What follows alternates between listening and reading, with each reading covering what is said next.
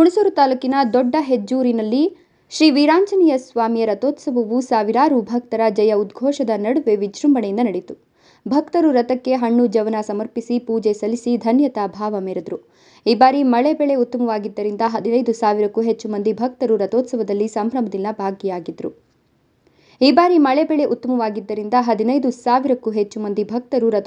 ಸಂಭ್ರಮದಿಂದ ಭಾಗಿಯಾಗಿದ್ದರು. ಇಡೀ ಜಾತ್ರೆ ಮಾಳವನ್ನ ಕೇಸರಿಮಯವಾಗಿಸಲಾಗಿತ್ತು. ಇಡೀ ಜಾತ್ರೆಗೆ 16 ಸಿಹಿ ತಿಂಡಿ ಅಂಗಡಿಗಳಿಂದಾಗಿ ಕಳೆಗಟ್ಟಿತ್ತು.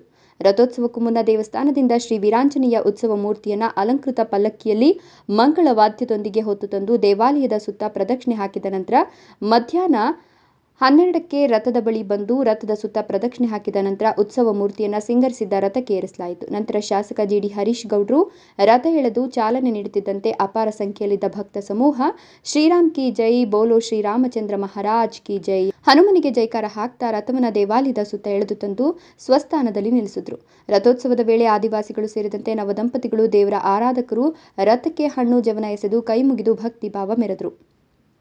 ಇನ್ನು ದೇವರಿಗೆ ಹರಕೆ ಹೊತ್ತ ಅನೇಕ ಮಂದಿ ಹಿಂದಿನ ದಿನವೇ ಜಾತ್ರಾ ಮಾಳದಲ್ಲಿ ಬೀಡು ಬಿಟ್ಟಿದ್ರು. ಲಕ್ಷ್ಮಣ ತೀರ್ಥ ನದಿ ದಂಡೆಯಲ್ಲಿ ತಲೆಮುಡಿ ಕೊಟ್ಟು ಬಾಯಿ ಬೀಗ ಹಾಕೊಂಡು ದೇವಾಲಯದ ಸುತ್ತ ಉರುಳು ಸೇವೆ ಸಲ್ಲಿಸಿದ್ರು.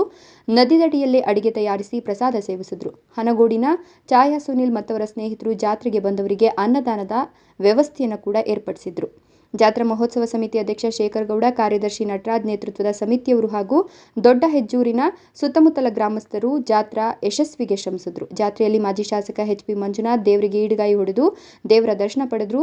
ಉಡಾ ಅಧ್ಯಕ್ಷ ಎಚ್ ಪಿ ಅಮರನಾಥ್, ಎಪಿಎಂಸಿ ಮಾಜಿ ಅಧ್ಯಕ್ಷರಾದ ಕಿರಂಗೂರು ಬಸವರಾಜು, ಮುದುಗನೂರು ಸುಭಾಷ್, ಉದ್ಯಮಿಗಳಾದ ರಾಜು ನಾಡಪ್ಪನಹಳ್ಳಿ, ಕೋಳಿ ಕೃಷ್ಣ, ಹನುಮಗೊಂಡು ಮಂಜುನಾಥ್, ಬಿಳಿಕೆರೆ ಬಸವರಾಜು, ಕುಮಾರ್, ರಂಜಿತಾ ಚಿಕ್ಕಮಾದು, ದೊಡ್ಡ ಹೆಜ್ಜೂರು ಗ್ರಾಮ ಪಂಚಾಯಿತಿ ಉಪಾಧ್ಯಕ್ಷ ವೆಂಕಟೇಶ್, ಮಾಜಿ ಅಧ್ಯಕ್ಷ ಶಿವಶಂಕರ್ ಸೇರಿದಂತೆ ಅನೇಕ ಮುಖಂಡರು ಭೇಟಿ ಇಟ್ಟು ಪೂಜೆ ಸಲ್ಲಿಸಿದರು.